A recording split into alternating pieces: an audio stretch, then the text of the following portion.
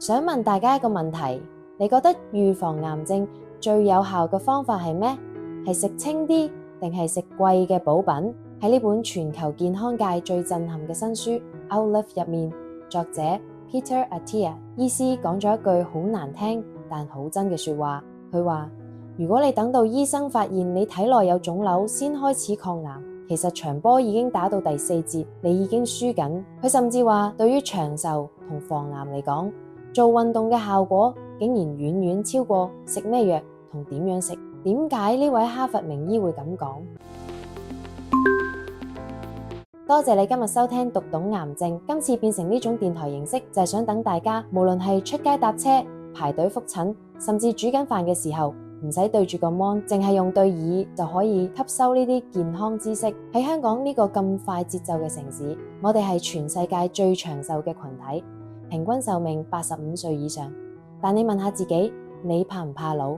我哋怕嘅其實唔係死，係怕老咗要坐輪椅，怕認唔到人，怕最後嗰10年要喺病床上度過。Peter Attia 醫師喺書入面講咗一個好震撼嘅觀念：如果你想老咗仲可以同孫仔去旅行，自己拎行李，你以前學嗰套病咗先睇醫生嘅觀念已經救唔到你。佢話我哋需要一場醫學3.0嘅革命。呢部分係全書最硬核嘅地方。作者身為醫生，竟然話運動對長壽同抗癌嘅貢獻遠遠超過飲食。你可能會問：吓，我食得好清喎。Peter Attia 話飲食固然重要，但運動帶嚟嘅生理轉變係藥物取代唔到嘅。佢特別強調2樣嘢。第一，2區心率訓練，簡單講就係一種想講嘢但又開始喘氣嘅慢跑或者快行。佢可以優化你細胞入面嘅線粒體，線粒體強，你嘅代謝就乾淨，癌細胞就越難作反。第二，力量訓練，增肌，呢點對我哋香港人極度重要。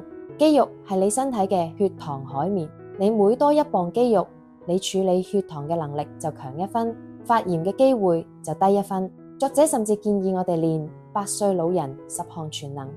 你要預演下80歲嘅時候，你有冇力自己從廁所起身？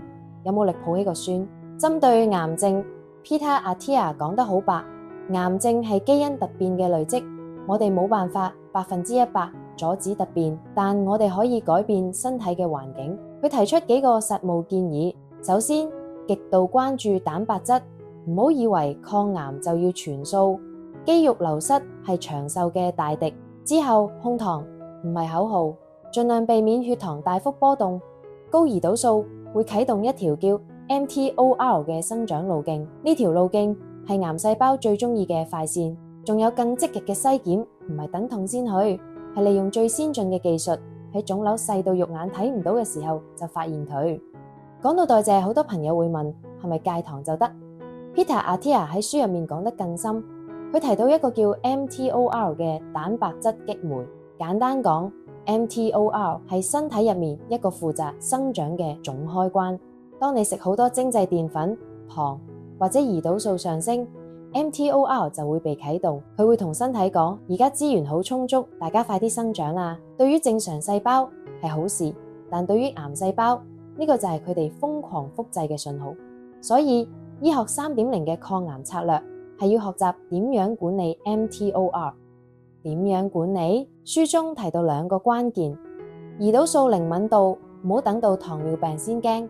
你要透過飲食令你身體用好少嘅胰島素就能處理血糖。胰島素越低，癌細胞就越難攞到生長信號。蛋白質嘅兩難，呢度係一個好人性化嘅重點。好多抗癌書叫人食全素，但 Peter Attia 強烈反對。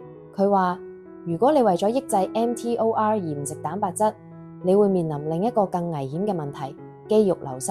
喺香港，好多老人家跌一跌就再起唔返身，甚至引發併發症，原因就係冇肌肉。作者話蛋白質係長壽嘅免死金牌，你要攝取足夠嘅蛋白質，每公斤體重1.6克到2.2克，去保護你嘅肌肉。抗癌唔係餓死自己，而係要精準咁餵飽肌肉。如果2區訓練係幫你細胞大掃除，咁另一個指標 VO2 max 就係你身體嘅引擎排氣量。Peter Attia 喺書入面列出咗一組非常震撼嘅數據，佢比較咗 VO2 Max 處於最低水平 bottom 25%同最高水平 top 2.5% 嘅人，結果發現最大攝氧量最高嘅人，全球死亡率竟然低咗5倍。5倍係咩概念？呢個差距大過你食唔食煙，大過你有冇心臟病。換句話講，提高你嘅心肺功能係目前科學界已知最強力嘅。講到呢度，我想大家停一停，諗下兩個詞語，一個叫 lifespan 壽命長度，一個叫 healthspan 健康長度。好多香港老人家最後嗰10年係喺藥物同病床之間度過，呢個就係 lifespan 長，但 healthspan 短。書中提出一個好人性化嘅練習，叫100歲老人10項全能。作者叫你而家就列一張清單，你希望80歲嘅時候，仲可唔可以自己拎住5公斤嘅米行2層樓梯？如果想，你而家就要計下你50歲、60歲需要儲幾多肌肉量，因為肌肉量係會隨住年齡貶值。點解作者咁強調代謝健康？因為癌症唔係一日形成嘅。書入面解釋咗一個科學原理，癌細胞同正常細胞唔同，佢哋對養分嘅攝取極之貪婪。當你體內長期處於高胰島素狀態，或者長期有慢性發炎，你就係喺度幫癌細胞起一條快速公路，等佢哋可以源源不絕咁攞物資。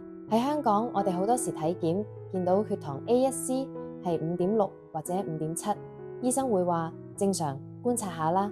但根據醫學3.0，呢個數字已經係黃燈警告，你唔應該等變咗糖尿病先驚，而係要喺呢個階段就透過飲食同運動，將你嘅代謝環境由肥沃變作貧瘠。關於運動，但 Peter Attia 講得好具體，佢最推崇嘅係二區訓練。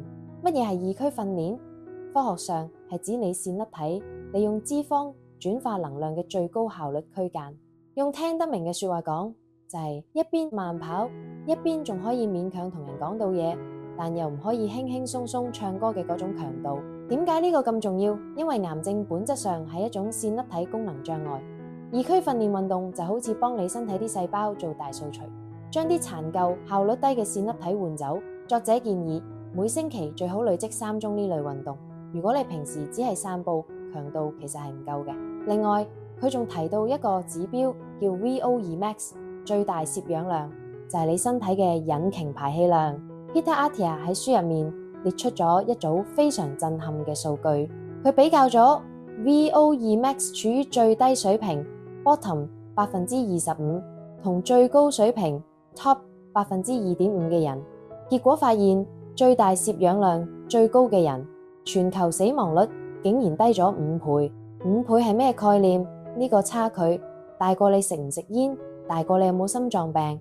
換句話講，提高你嘅心肺功能係目前科學界已知最強力嘅長壽藥。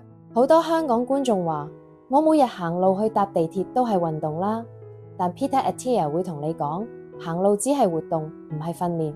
佢建議我哋要做高強度間歇訓練 HIIT， 每星期只要1次，每次4分鐘嘅高強度衝刺，將心率帶上去，去提升你個引擎。佢強調我哋每個人都要預備一個 marginal decade 人生最後10年。如果你想喺80歲仲可以自己喺浴缸爬出嚟，或者喺飛機行李架拎行李，你50歲嘅 VO2 Max 一定要比常人高2倍，因為體能係會隨住年齡每年跌1%。你而家唔儲存多啲體能，到你老咗發現唔夠用嘅時候係買唔返嚟嘅。最後我想講一個好多人忽略嘅部分，亦係 Peter Attia 喺書入面最真誠嘅告解。心理健康，作者喺書尾承認，即使你擁有最完美嘅血糖、最強嘅 VO2 Max、最靚嘅肌肉量，如果你每日都生活喺壓力、憤怒或者自我厭惡入面，你都係唔會長壽。因為慢性壓力會釋放皮質醇，呢種壓力荷爾蒙會直接破壞你嘅免疫系統，令癌症有機可乘。佢話，如果你唔想生存落去，咁長壽又有咩意義？